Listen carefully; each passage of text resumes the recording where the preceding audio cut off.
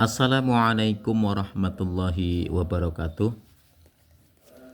Baik, langsung saja untuk video kali ini adalah beberapa hal yang harus dipelajari di dalam persiapan untuk asesmen mata pelajaran fikih Madrasah Tsanawiyah. Langsung saja, ini ditampilkan di sini adalah untuk macam-macam sholat sunnah yang muakkad dan sholat sunnah yang huwairu muakkad. Jadi sholat sunnah yang muakkad itu artinya sunnahnya sangat dianjurkan, sedangkan yang huwairu muakkad adalah sholat sunnah yang biasa. Yang ini lebih dianjurkan, lebih kukuh seperti itu. Nah, untuk sholat sunnah yang muakkad ini yang sangat dianjurkan kesunahannya, ini yang pertama adalah 2 rakaat sebelum subuh, yang rawatib ya, 2 rakaat sebelum subuh. Kemudian 2 rakaat sebelum zuhur atau sebelum sholat Jumat. Kemudian 2 rakaat setelah zuhur atau setelah sholat Jumat. Kemudian 2 rakaat setelah sholat maghrib dan 2 rakaat setelah isya ya. Ini untuk sholat sunnah yang rawatib yang muakkad ya. Kemudian ditambahkan dengan sholat sunat tahajud, sholat witir, sholat idul fitri, sholat idul adha, sholat tahiyatul masjid ya, dan sholat tarawih. Ini sholat sunnah, jenis-jenis sholat sunnah yang muakkad seperti itu. Kemudian yang ghairu muakkad, ini ada sholat duha, ya, sholat istisqa, sholat gerhana matahari, sholat gerhana bulan.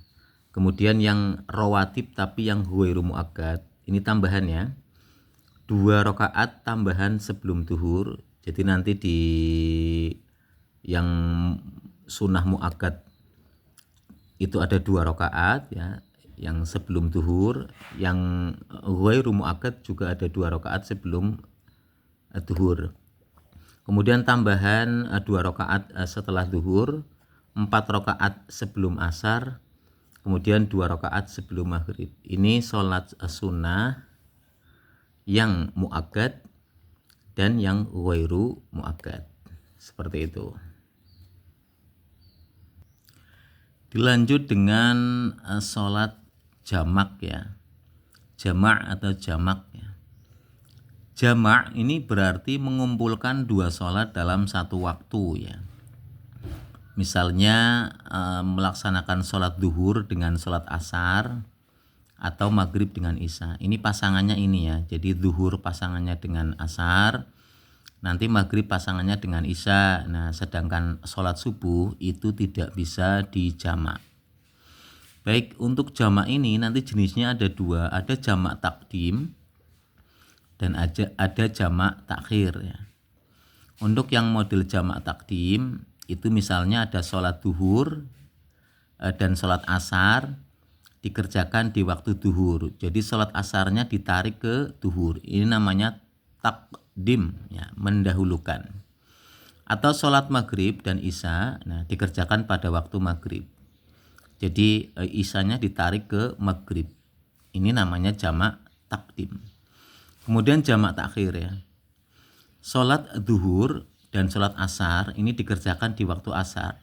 Jadi sholat duhurnya itu diakhirkan sampai waktu asar, ataupun sholat maghribnya dan sholat isya ini dikerjakan pada waktu isya. Jadi misalnya sholat maghrib ditarik ke sholat isya, ini namanya jamak takhir.